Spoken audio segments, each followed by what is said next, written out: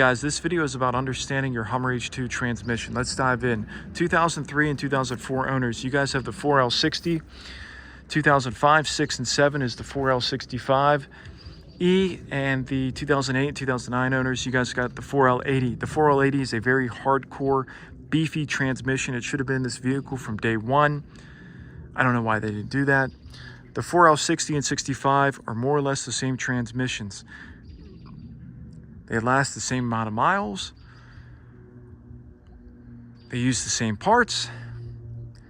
Going forward in this video, I'll just refer to the 4L60 and 65 as the 4L65. Let's begin.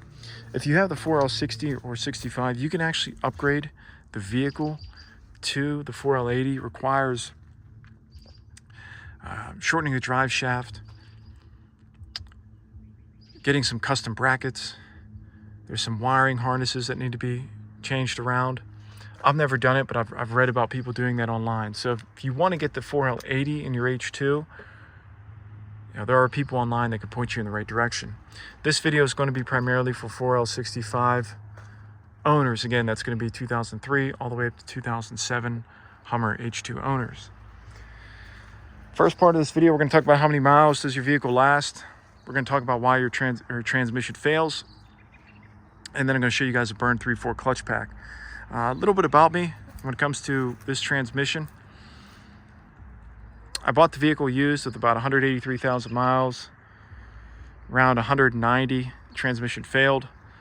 I personally took the drive shafts off, dropped the transfer case. I took the transmission off personally myself. My dad helped me out lower it, install it back on. I rebuilt it with high quality Sonex parts. Vehicle runs incredible. And the reason I say that, and I want to let you guys know that I rebuilt my own transmission, is because there's a lot of people out there who have never worked on a transmission, never rebuilt their own transmission. There's Hummer H2 owners giving advice on transmissions, which is incorrect. There are people on forums which are talking about these transmissions, giving bad information. There's people on Reddit, YouTube. There's so many people out there giving bad information when it comes to transmissions, specifically your transmission. It's something to keep an eye out for. I'm going to jump back to the Hummer H2 owner. I got a story on that in a second. When it comes to how many miles your vehicle is going to last, on average, 125,000 miles. That's on average. That's a stock setup, stock transmission cooler on average, okay? When these transmissions fail, again, this is 2003 to 2007, it's typically around 125,000 miles. Some are at 100, 115. If you asked 100 people, you get 100 different answers. There's some people, it's around 150. There's some people, they service their transmission, they drive,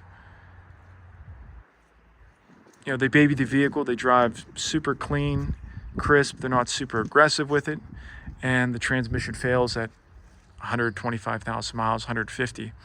I've read stories online where guys have taken these trucks to 200,000 plus. I even came across a story where some dude said he took the original transmission to 300,000 miles, and that's incredible. I believe that's the extreme range when it comes to these transmissions. And when I say extreme, I mean that's like the real far outlier. And one of the reasons I want to focus on the Hummer H2 transmission, on how long it lasts, is during my buyer's guide video, I really focused heavily on, if you're taking this vehicle on places, on ventures, like me, I'm in the West Virginia, Pittsburgh area, Southwest PA. I take this vehicle to Vermont, Maine, New York, out west. I went down to North Carolina. I'll drive this vehicle anywhere across the country. With that being said, if you're a new owner, high mileage owner, 150,000, and you don't have history on the transmission, the idea of taking the vehicle 10, 15, 20 hours away from home and then getting stuck, that doesn't really appeal to me at all. And that's why I recommend including a transmission rebuild when you buy your Hummer H2, or even if you actually own the vehicle and you're getting up to like 180, 190, 200,000, I highly recommend, you're going to have to make the decision that, hey, I'm going to have to pump in, $5-6 grand to get this transmission fixed. Or do you just want to keep going and roll the dice? That's going to be your call. Now, if you're someone that you own this vehicle, you drive it locally, you drive the vehicle locally, and you take the kids to practice, you get the groceries, and you're never too far away from home, okay, don't get the transmission rebuilt and just run it till it fails. Limp it back home and then make your decision if you want to rebuild it from there or take it to a shop. Earlier I mentioned a comment about Hummer H2 owners giving bad advice. There was one guy, dude's been in the desert for too long. He's seeing mirages. I asked him on Reddit, I talked about why your transmission can fail. You guys start working on your 6.0s, sealing air leaks, putting air intakes, spark plugs, coil packs. You're pumping a lot of power back in your 6.0, and that can lead to a failed transmission. The transmission is on its way to failing. It's got a few thousand miles left, and getting that extra power, boom, fails. This owner said, and that's typically after 125,000 miles, this owner, H2 owner, said, hey, I don't know where you get your information from. Getting 250,000 miles out of your H2 is easy peasy. I asked the dude, hey man, how many miles do you have on your H2? He said he owns 2 H2s, and they both have like 180,000 miles. That's great. Congrats, man. That's awesome. But again, we've got an owner or an individual who's never taken their transmission to 250,000 miles. And they're saying to you, hey, yeah, 250,000 miles. That's the base for the transmission. Everybody gets 250,000 miles. Let me tell you, that's not true. Okay. And there's a lot of people in the desert when it comes to transmissions. There are people out there who they service their transmissions, they baby the vehicle, they hit 130,000 miles, boom, poof, transmission goes. Okay, so why does your transmission fail? There's a few reasons why this transmission fails. There's a multitude of reasons. People don't take care of their engines, okay? They don't keep their engines, the fluids. That makes the transmission work harder. This is an upgraded transmission cooler. The original one is much smaller, and during the summertime, the heat from the transmission would get as high as, I've seen it around 215, 220 in this vehicle. When I put that True Cool cooler on, during the winter driving, it would stay at 100. I was in Vermont, never went past 100. Recently, temperatures are in like the 40s, 50s. It gets to like 115, 120. Literally 100 degree temperature drop. I haven't seen it go past 150. I haven't seen it go past 125. About 120 is the highest I've seen the transmission get on this vehicle. So what happens, again, why does your transmission fail? That stock transmission cooler is a bad design. And what happens is the 3/4 clutch pack gets all heated up and it fails. The clutch material just degrades with all the heat. That's why, when you're buying an H2, and if you see that means, hey, that's a good indication that the transmission was rebuilt or someone cares for the transmission. Now this can extend the life of the transmission significantly. The reason is it keeps the clutch packs cool. Those clutch packs get heated up and they fail.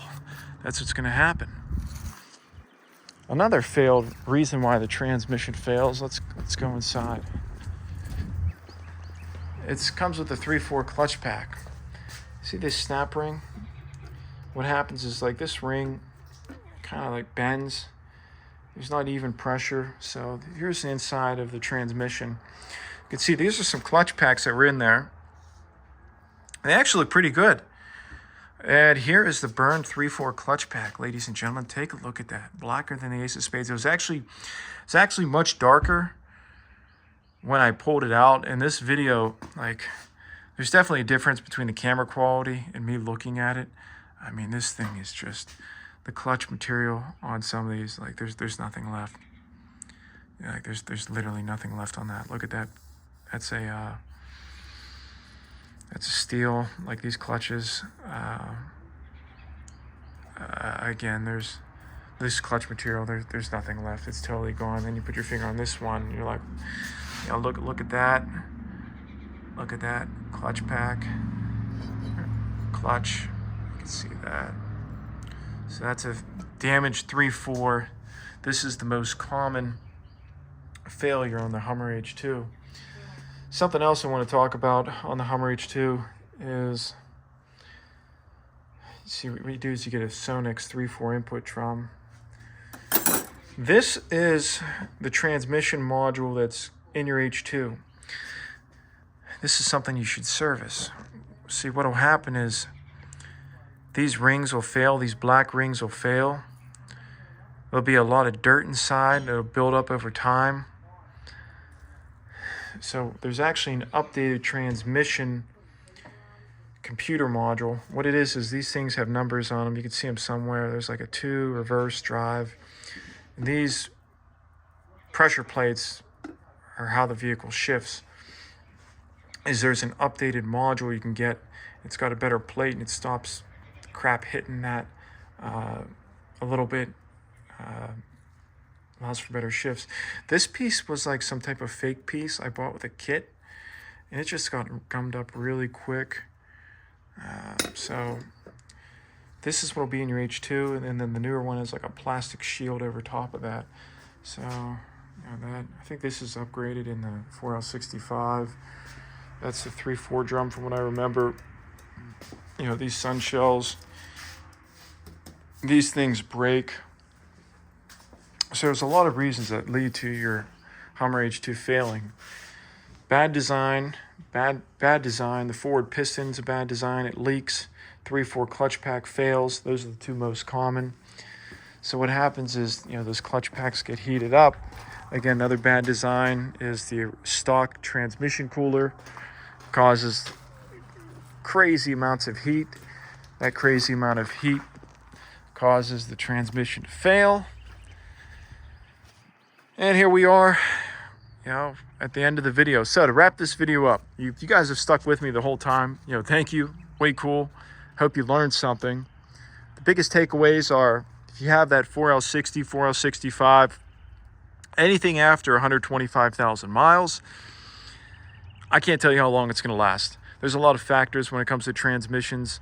Again, we've got a bad stock transmission cooler's bad. We've got the parts I just showed you in the garage, some bad parts in the transmission. You know, if you're going up hills, the transmission's going to be working harder. I'm sure that guy who, when I said earlier, you got 300,000, or those guys who get 200,000 miles plus, they probably live somewhere where it's super flat and the transmission isn't working as hard. So good luck, and let me know what you guys decide to do with your transmission.